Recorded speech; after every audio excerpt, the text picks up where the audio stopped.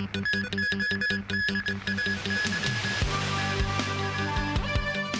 big lizard is on the loose after escaping from Kadoorie Farm. President Xi Jinping will attend BRICS summit in person in South Africa. Hill fires in Canada driving thousands to leave their homes.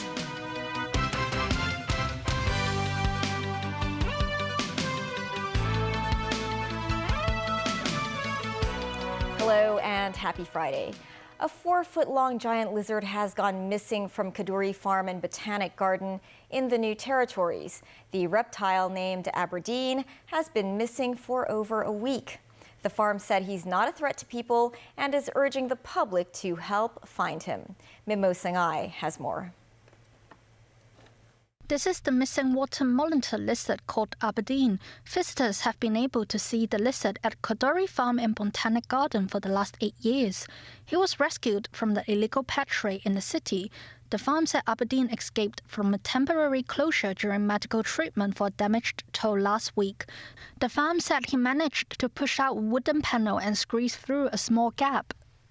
Residents who have any information can contact Kadoorie Farm at these numbers or via email. While the lizard is not aggressive, the farm reminds Hong Kongers not to touch Aberdeen if they come across him. The Society of Herpetology Foundation explained the characteristics of a water monitor lizard and said they could attack if provoked. They do the sunbasking, and then they swim into the water pond. So they are very likely to live nearby the water and very likely to climb on the wood. They are not attacked by their mouth. They can use their paw or their tail to attack. So if we encounter Aberdeen in the wild, please call the Kadoorie Farm to come and capture it.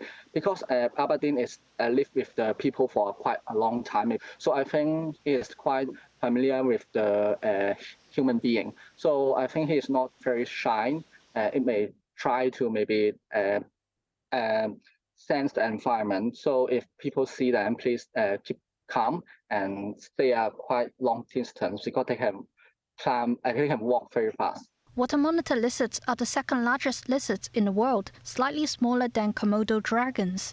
Although the species was once native to Hong Kong, it is now impossible to spot one in the wild due to urban development and hunting. Aberdeen species is used for food, for skin. Over the last few years, I haven't heard that there have been big consignments of them, but definitely they are still an animal which is valued in the illegal trade. Water monitor lizards are listed as a Class 2 endangered species. According to the Convention on International Trade in Endangered Species of Wild Fauna and Flora, people who illegally own or import endangered species face fines of up to $5 million and up to 2 years in prison. Mimo 9, TVB News. A 49-year-old man has been arrested for stealing multiple colonial-era T-shaped street signs. It is believed he resold the street signs to collectors at a price of a few thousand Hong Kong dollars each. The man was taken by police this afternoon to his Sham Shui Po residence to help with investigations. He has admitted to stealing the street signs on top of several cases of burglary. The arrest came after the Highways Department reported it to the police with additional information coming from the public. 5 men pleaded guilty to robbing a watch and jewelry shop in Tsim Sha Tsui 5 years ago. They were sentenced to prison for lengths between 2 years and 9 months to 8 years at the High Court today. On July 2018, 3 robbers brought weapons and burst into the VIP watch and jewelry shop in Tsim Sha Tsui before grabbing 33 watches and other valuables with a total value of over $23 million. Police later arrested the trio and 2 other men who had acted as lookouts. Speaking at the court today, the judge said the case was serious and the robbers had committed crimes under broad daylight, ignoring the safety of the public. The 5 were then sentenced to prison for between 2 and 8 years. The Foreign Ministry has confirmed that President Xi Jinping will attend next week's summit of the BRICS nations in Johannesburg, to be followed by a state visit to South Africa. Foreign Ministry spokesperson Hua Chunying also said President Xi will co-chair the China-Africa Leaders Dialogue with his South African counterpart, Cyril Ramaphosa, during his visit to South Africa next week. China is a core member of the BRICS nations, which also include Brazil, Russia, and India. When it comes as the bloc seeks new relevance amidst Russia's war in Ukraine, Russian President Vladimir Putin has decided not to attend the summit. This is because of an arrest warrant issued by the International Criminal Court. U.S. President Joe Biden is set to meet with Japanese Prime Minister Fumio Kishida and South Korean President Yoon Suk-yeol at Camp David Friday.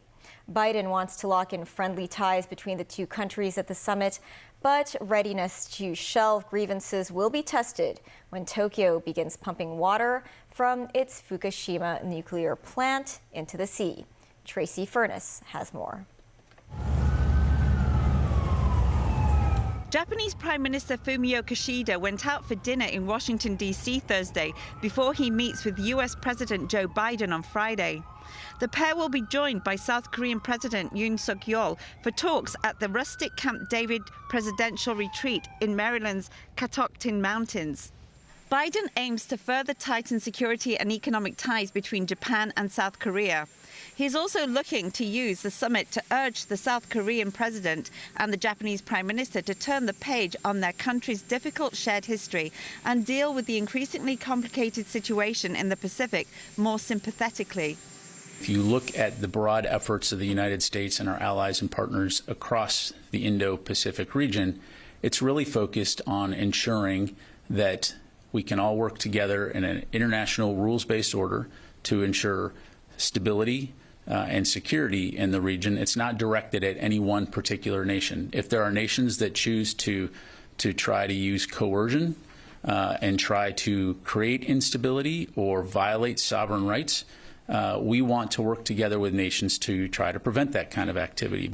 Possible major announcements from the summit are plans to expand military cooperation on ballistic defense and plans to invest in technology for a three-way crisis hotline and offer progress the countries have made in sharing early warning data on missile launches.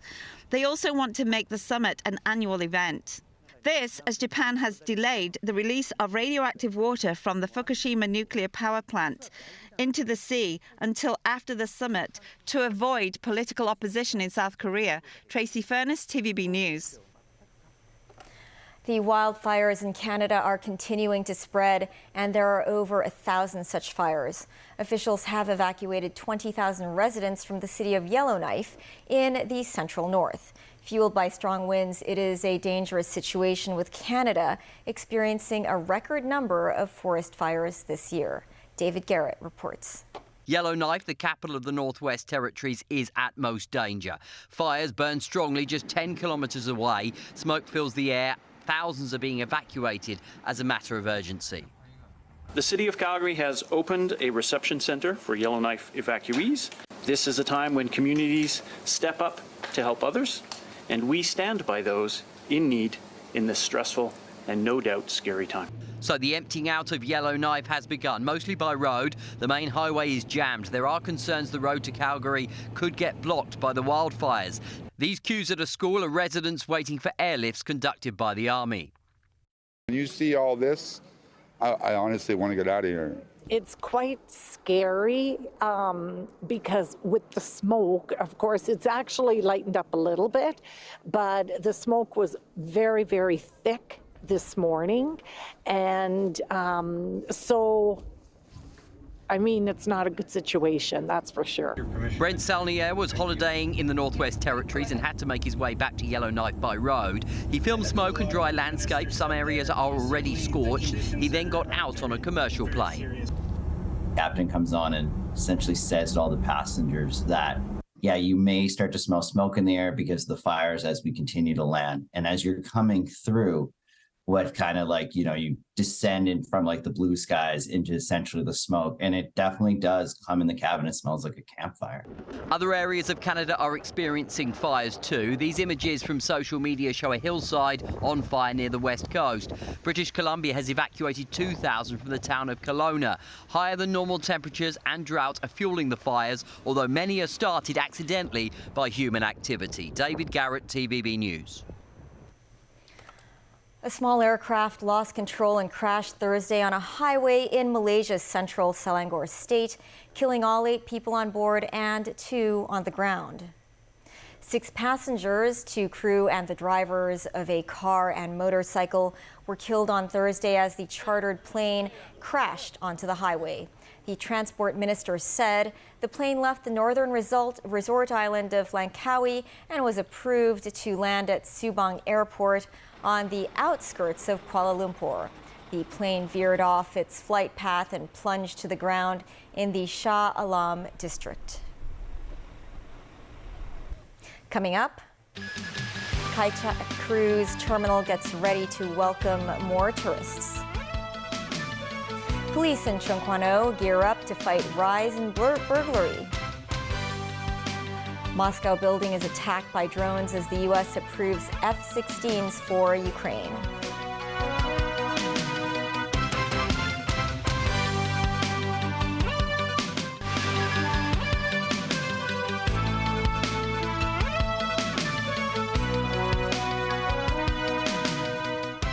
Welcome back. The Spectrum of the Seas cruise ship is poised to return to Hong Kong tomorrow.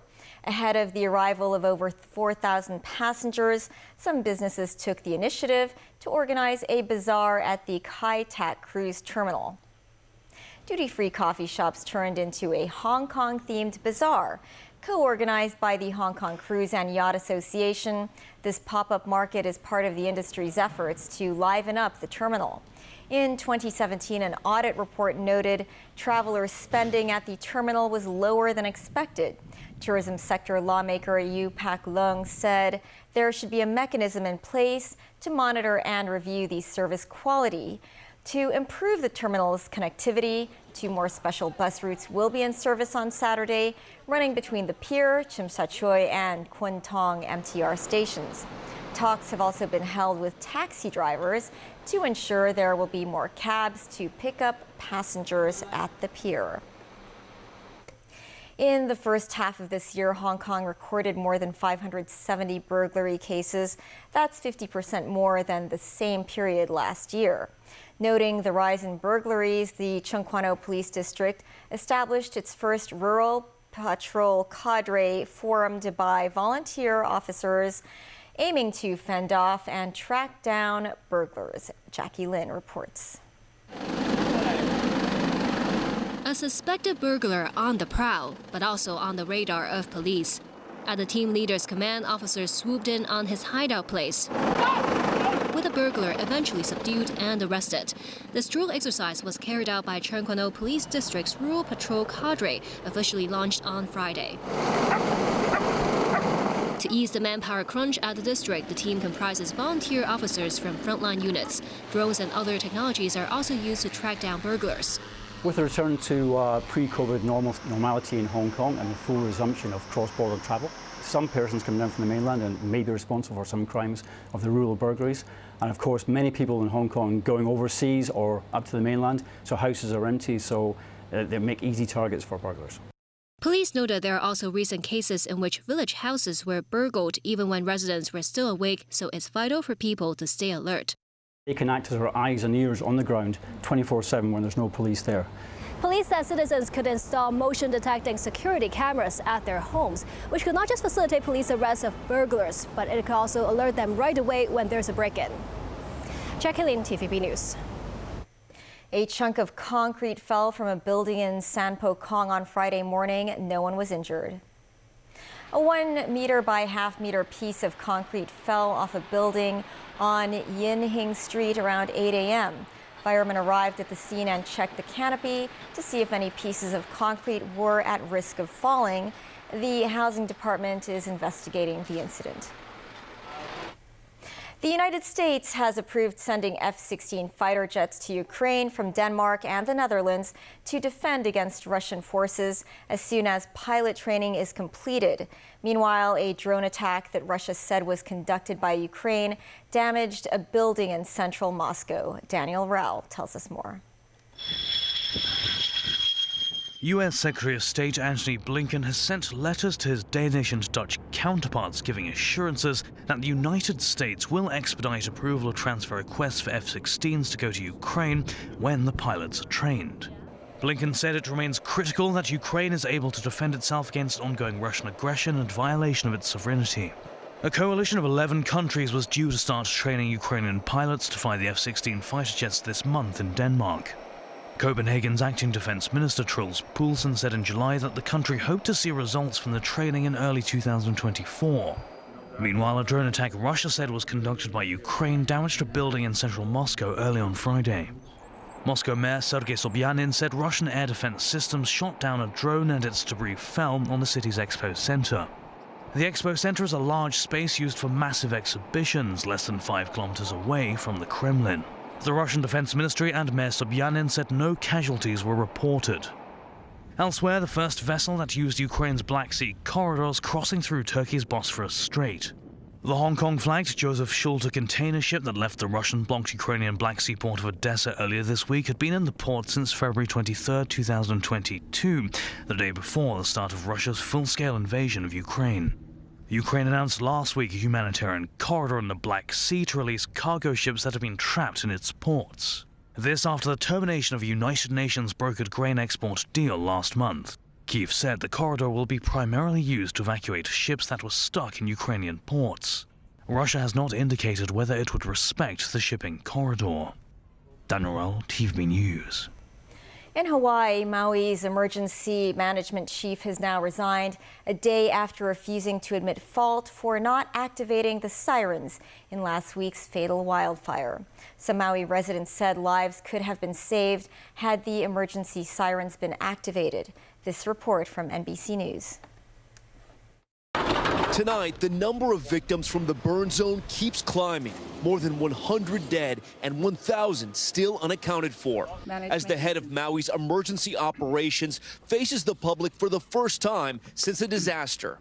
Do you regret not sounding the sirens? I do not. And the reason why, and so many people said they could have been saved. But when follow-up questions were asked, this happened. Do you want him to give you the answer? I do, but I want to get it out there. Let him finish his answer. I'm sorry, there's a lot of people. Well, you're talking and you're not letting him talk. If you want to talk, come up here. Even though the sirens are all hazard systems, Herman Andaya maintained they are primarily used for tsunamis. Had we sounded the siren that night, we're afraid that people would have gone Malka. And if that was the case, then they would have gone into the fire. The sense of frustration on Maui lingers just like the smoke. It's got to this point where it's like, who are these people watching us? Do they even properly care for us? High winds, dry conditions, and low humidity are being called the climate threat multipliers that fueled those deadly flames across Maui. But the root cause of the fires is still being investigated. Hawaiian Electric now being accused of years of inaction leading up to the deadly fire. A new lawsuit alleges the utility knew of the risks for years and failed to take steps to prevent catastrophe. Citing this stunning admission in a 2022 funding request to state regulators, where Hawaiian Electric acknowledged, quote, the risk of a utility system causing a wildfire ignition is significant. Despite the warning signs, the suit alleges the utility failed to act. Hawaiian Electric declined to comment on pending litigation, saying in part, we will work with the state and county as they conduct their review. A Canadian woman has been jailed for 22 years after mailing ricin poison to then U.S. President Donald Trump. Pascal Ferrier agreed to the sentence in January after pleading guilty to violating biological weapons prohibitions. An Associated Press reporter says Ferrier told the court she was disappointed her plan failed. She said she was doing so because she didn't want him to run again for president. Today in court, she gave a speech that was a little unusual, in which she said that she considered her acts activism rather than terrorism. No injuries were caused when Ferrier's letter was intercepted. The Canadian was arrested at the border near Buffalo with a loaded gun and a knife within days of sending the package from Quebec. That's the news. Thanks for watching. Have a great weekend.